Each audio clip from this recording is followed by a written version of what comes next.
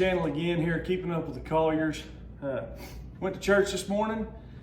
The whole time I was there, I was starving and I was thinking, man, a prime rib sounds really good. So today after we went to church, went to Walmart, got us a prime rib. If y'all know prime rib, they don't come cheap, so you don't want to mess this up. I'm gonna show you today how I cook a prime rib. I'm not saying it's the right way, and some people might not like it, but it's the way I like it. So we're gonna try it. I'll show y'all kind of how I do it. What I'm gonna do first, take it out of the Cryovac. Gonna lay it out there. Get rid of this bag here. But what I like to do is put a little olive oil on it.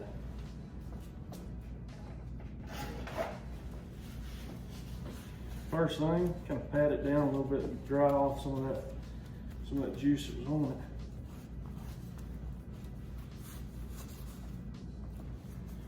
it. Okay, now I'm gonna spray it down with a little olive oil. And get all sides of it here.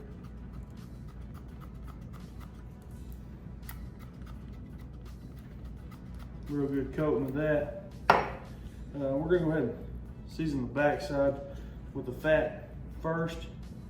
And I like this Killer Hogs barbecue AP seasoning.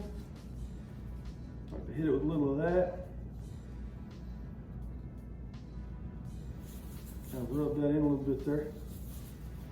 I'm also going to hit it with this Jack Daniels. Kind of gives it a little more texture to it. And I think you can use whatever seasoning you prefer. These are just some seasonings we like around our house.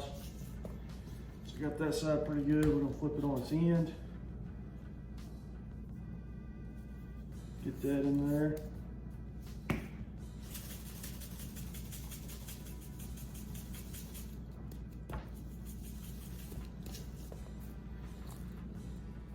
You can go as heavy or as light as you want.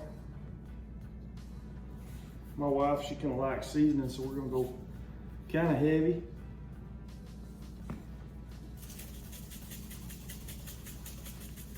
I think the key on these personally is pulling it at the right temperature and letting it rest. Give it that time to rest before you go tearing into it.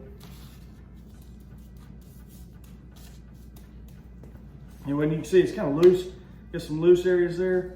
I'm gonna get my butcher twine out. We're gonna tie that up.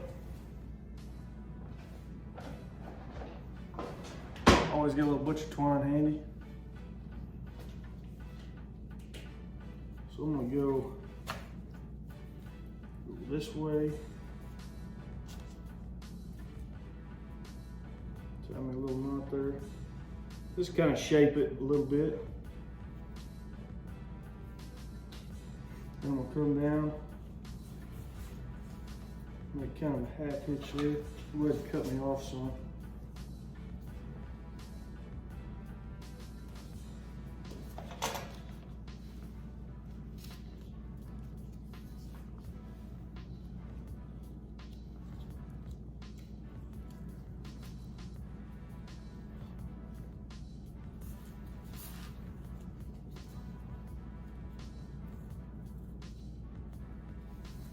Then, once we get it all how we like it,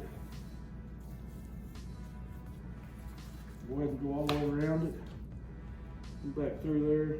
Don't have to be pretty. It's just you're gonna cut that off whenever you go cutting into it. So toss another knot there to hold it. Meanwhile, I got my grill. We're gonna put it on fat side down.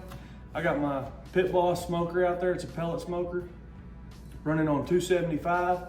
I'm gonna put a probe in 2 spots on this thing, and we're gonna let it cook for a few hours and see how it turns out. Y'all stay with us, okay? Got the old Pit Boss on. Need to clean that grate off a little bit. Hopper's full of pellets.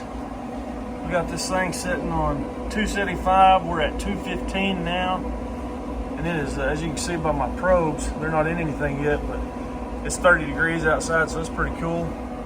We're gonna let this thing go and get hot, and then we're gonna put that prime rib on. Guys, I was telling you about the app I have on my phone for my Pit Boss, and it's really neat. I can just go in here and tap grills, control your grill. Takes it a second to boot it up. And it shows my heating goal temperature is 275. We're at 265. Also shows my temperature probes. But anyway, once it hits 275, we're gonna let it sit there for a second. Then we're gonna go throw this prime rib on, and we'll be cooking.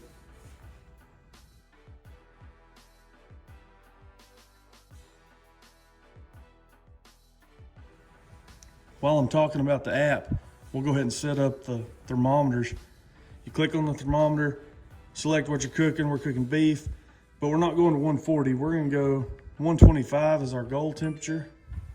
Oh, and it just sent us a text that we've reached our 275. We set our temperature at 125. We click set temperature. So that probe takes it a second, but it'll show set to 125. We're gonna do the same thing with the other probe. And they're both set to 125. The grill's at 275. We're gonna go throw our prime rib on the smoker and see you back here in a little bit. Very valid question that you might have. Why in the world did the guy that raises cattle for a living go to the store and buy beef? That's a good question.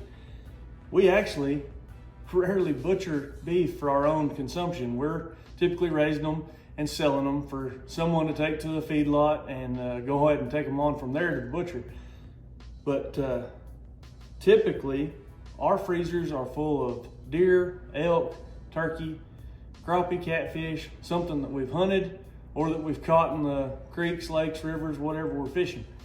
Now, occasionally we do go to town and buy meat, and this is one of those occasions. So don't judge me too harsh. One thing I always done growing up was use a piece of aluminum foil to scrape off my grate, because I'm typically always forgetting where I put my brush. But it works good, and it's disposable. Get that kind of cleaned up. We'll be eating us some prime rib before you know it.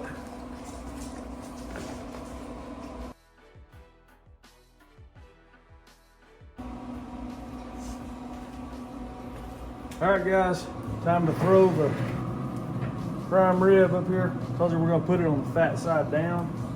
I'm gonna set it up here for the first little bit. We'll go ahead and put our probes in.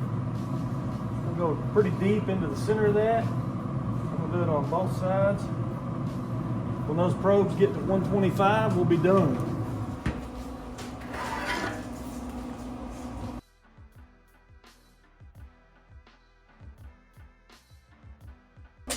Guys, we're getting close. We're at, let me look at this temperature gauge. It says 109 on one of the probes, so we're getting pretty close. We're looking for that 125, but we'll go ahead and look at it, see what it's looking like, and just kind of make sure everything's going okay. As far as I'm concerned, that's looking really good, getting a nice firm bark to it. Looks pretty good. I think we're doing all right. Let's keep waiting for that 125. All right, guys. Alarm started going off. We've hit our internal temperature of 125. I'm gonna go ahead and pull this thing off. We'll go inside, let it rest, come back and see what it tastes like.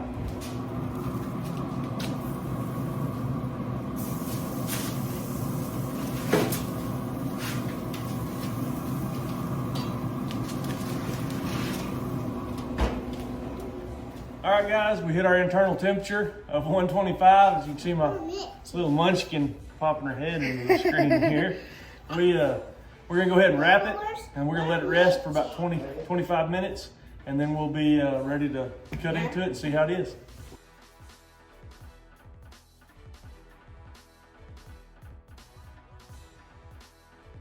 All right, guys, we pulled it off smoker, hit that 125. We've let it rest for about 20 minutes. I got people showing up. It's time to go ahead and cut into it, see what it tastes like. You know I gotta get a bite of that before anybody else. It sure looks like it's got some juice.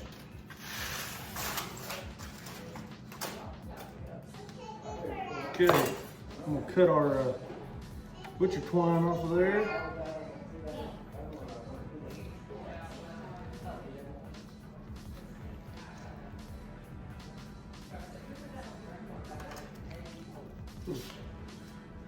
Looks pretty good to me. Let's see if we can get us a cut off here.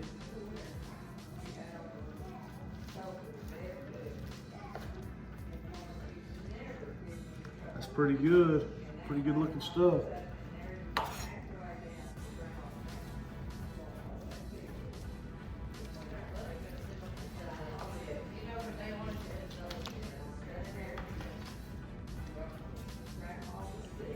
Pretty good looking prime rib right there. Got all that juice in there.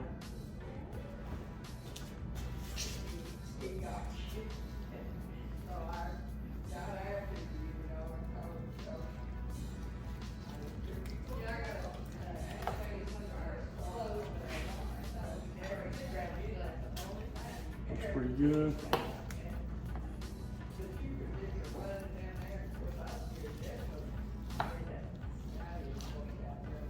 Now, we'll get me a little piece of this center section right here.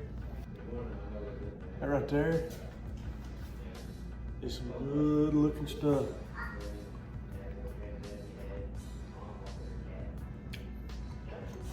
That's what I'm talking about.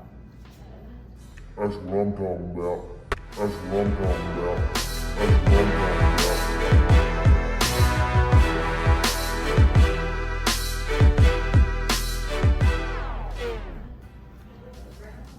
We'll go ahead and get this carved up. We'll bless it. The whole family will get them a good meal out of the deal.